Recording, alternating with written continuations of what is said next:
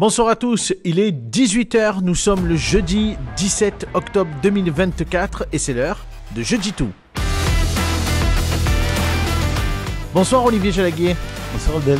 Merci beaucoup d'être avec nous ce jeudi pour inaugurer cette nouvelle émission Jeudi Tout. Et Jeudi Tout avec vous, Olivier. On va rappeler que vous êtes chef d'entreprise à Nîmes, mais je vous ai demandé d'être à mes côtés tous les jeudis parce que vous êtes avant tout conseiller politique, conseiller en communication politique depuis de nombreuses années. C'est ce qui va m'intéresser dans ce nouveau rendez-vous que je vous propose de partager ensemble. Est-ce que vous êtes d'accord là-dessus ?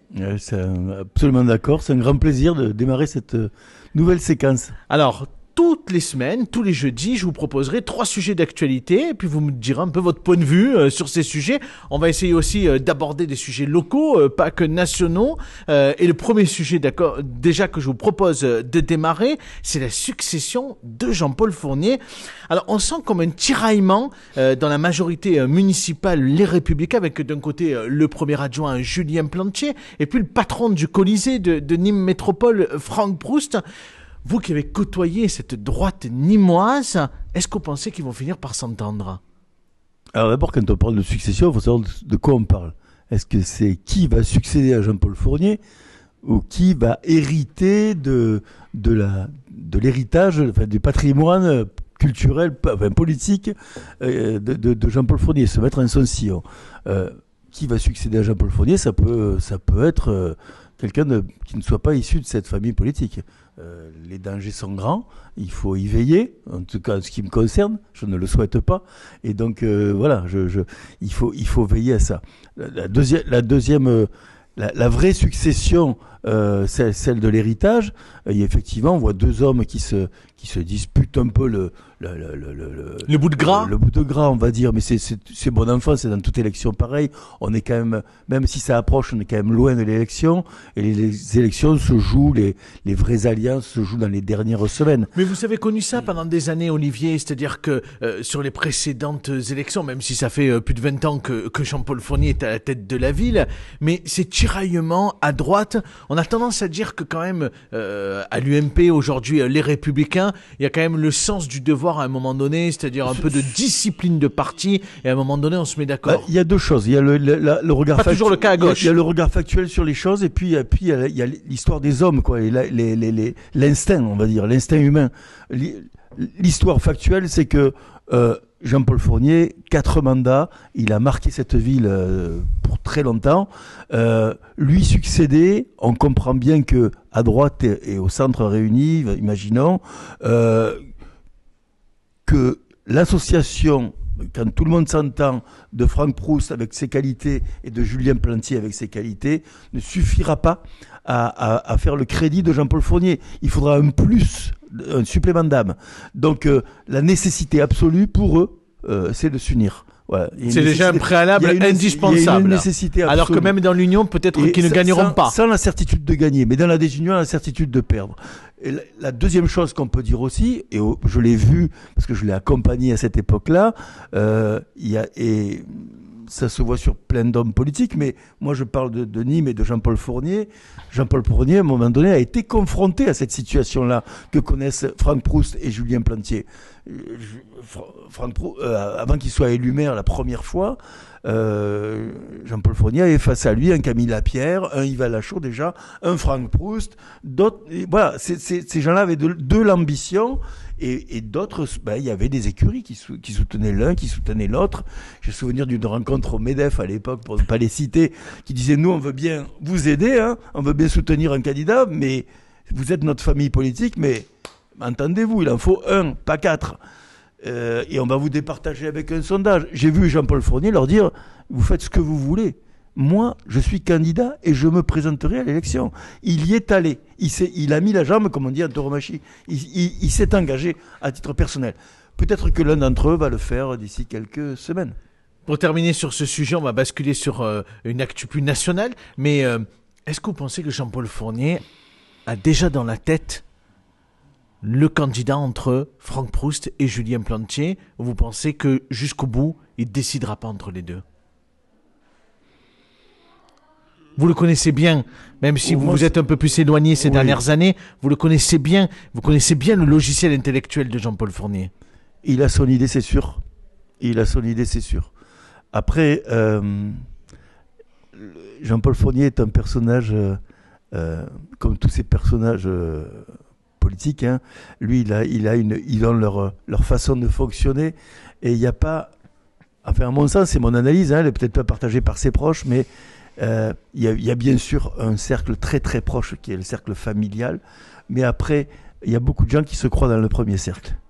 Mais en fait, il y a plein de gros cercles qui touchent le premier cercle.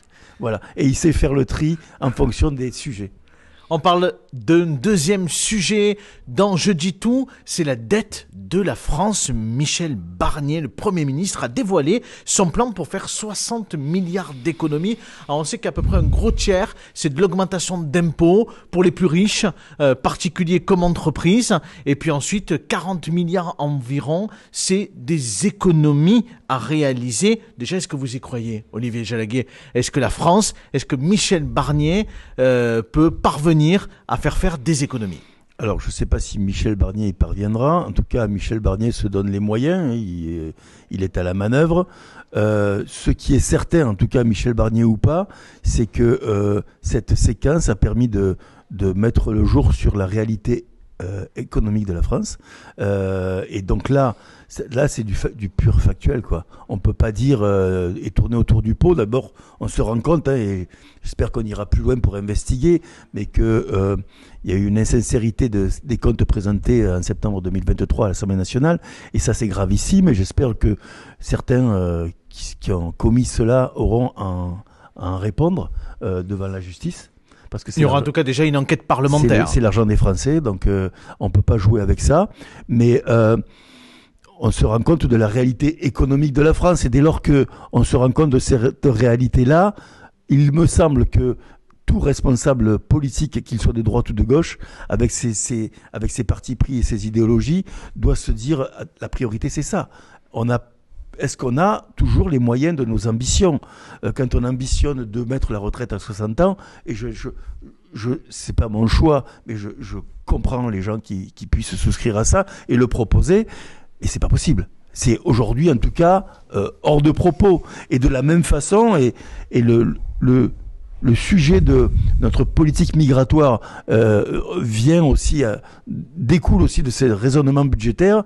Il ne s'agit pas de stratifier l'étranger, quoi. Il s'agit simplement de se dire que aujourd'hui, la France, sur le plan économique, n'est plus en capacité d'accueillir ces gens et de les accueillir dignement. Il faut trouver effectivement donc ces 60 milliards, comme je le disais, et Olivier, on a presque envie de vous dire que Michel Barnier va avoir du mal à passer sous les fourches codines de l'Assemblée nationale, parce que il n'a pas une majorité, même si aujourd'hui il représente, j'allais dire, le plus grand nombre de députés dans cette coalition qui a été créée. À la fois, il risque de se retrouver avec le RN et la gauche qui pourraient le faire tomber pour pas que le budget soit voté. Oui, c'est un jeu très, très compliqué. C'est un jeu très compliqué. Je pense quand même que il arrive des instants, et on les vit là, où les hommes sont face à leur destin, et c'est dans ces périodes un peu compliquées qu'on est libre de faire des choix et de changer les choses. C'est arrivé à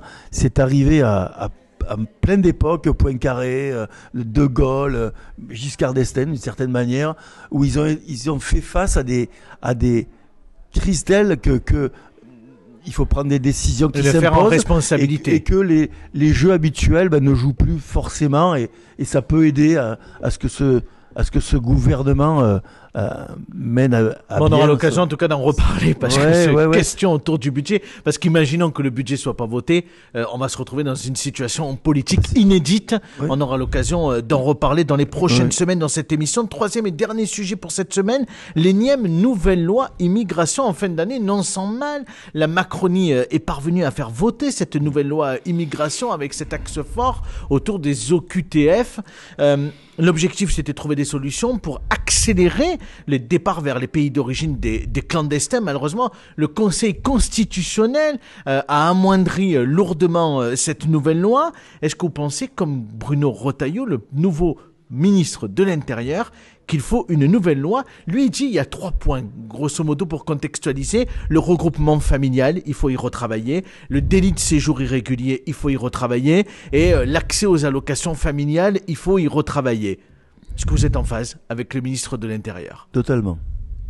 Totalement. Je pense qu'il faut qu'on, encore une fois, qu'on revienne dans... C'est peut-être une petite musique qu'on n'avait pas entendue la première fois. Mais il faut se mettre dans les clous de la moyenne européenne. Voilà. Ne faire ni plus, ni moins. On a des économies à faire.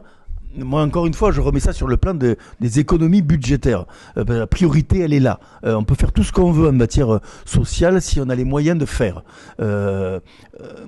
Voilà, quand on construit une maison, on a un budget. On peut avoir des envies de faste, mais le budget vous ramène à la raison, et ça, tous les Français le comprennent. Comme tous les Français comprennent cette politique migratoire qu'on ne peut plus tenir. D'ailleurs, je crois que les sondages annoncent 75% de Français qui soutiennent cette idée-là. Donc c'est quand même pas rien, c'est pas neutre, c'est pas, il faut arrêter de mettre ça sur l'idée que les Français pourraient être racistes. Il y a bien sûr des Français qui sont sûrement racistes comme dans tous les pays. Oui, qu'il y a une hostilité voilà, il n'y a pas 75% pour les de Français racistes. mais pas tout le monde, effectivement. Voilà. Et c'est pas non plus des populistes. C'est simplement que aujourd'hui, face à la réalité, ils se rendent bien compte que il y a des choses qu'on ne peut plus faire, et à faire des choix. Peut-être qu'il faut réduire effectivement l'AME. Enfin, supprimer les augmentations, c'est un premier... L'aide médicale d'État. Mais il faut peut-être la réduire aussi, réduire sa facilité d'accès. Il y a plein de choses qu'il faut revoir. Même si on sur peut l'accueil des jeunes dire quand même, migrants, Olivier, etc. que aujourd'hui, la situation de dette de la France, elle n'est pas liée, bien évidemment, aux sans-papiers ou aux personnes qui profiteraient d'un système. On est d'accord. Elle est multifacette. Il faut s'attaquer à tous les fronts. On ne peut rien négliger. Rien négliger petites comme grosses dépenses, mais rien négliger non plus comme toutes petites dépenses très symboliques. Par exemple, l'augmentation scandaleuse que voulaient se faire l'Élysée et les deux assemblées, comment ça a pu germer dans leur esprit? C'est pour dire ils sont revenus dessus, mais effectivement, à un moment donné... C'est dire à quel point ces gens-là méprisent les Français et à minima sont totalement hors sol de ce que vivent les Français. Un dernier mot, Olivier Chalaguier, toujours sur Bruno Retailleau. Ses premiers pas, vous les analysez comment? Si vous deviez lui donner une première estimation de son travail, vous diriez quoi? Alors, que ça va dans le bon sens, qu'il prend bien part à son activité? Les premiers jours, parce que j'ai croisé Bruno Retailleau dans des réunions politiques par le passé, notamment quand il soutenait François Fillon pour les présidentielles. Il était venu à Nîmes d'ailleurs. Oui. J'ai trouvé le personnage des premiers jours en tant que ministre très rigide et pas avec le bon ton, pas avec la bonne distance, notamment lorsqu'il évoquait l'immigration, justement, sur l'aspect, le mauvais lien qu'il a fait entre immigration et insécurité. C'est pas la bonne façon de parler à tous les Français. Et je pense que c'est pas la bonne façon de parler à tous les Français et de faire, parce que quand on fait des déclarations comme ça, il faut avoir un objectif. L'objectif, c'est ce qu'il est en train de faire là. Et là, il me semble qu'il est revenu à un peu plus de modération et du coup être plus au travail. Plus de raison dans ses propos et mettre en avant davantage, comme je le fais, des arguments économiques plutôt que de ce type-là. Merci Olivier Chalaguier. Ce premier numéro s'est bien passé. Je dis tout. C'est rigolo. Ouais. C'est parti. Je vous donne un sujet, puis vous êtes parti effectivement, et puis vous nous décryptez aussi les situations. Merci d'avoir été avec nous. Je suis sans papier. Vous pouvez me reconduire à la frontière parce que je suis venu sans papier. En tout cas, je vous garde pour jeudi prochain, si ça vous va. Avec plaisir. Avec plaisir. À 18h. Merci beaucoup Olivier. Pour nous, merci d'avoir suivi ce premier numéro de Jeudi Tout. On va remercier Romain Cura pour la préparation et la réalisation de cette toute nouvelle émission.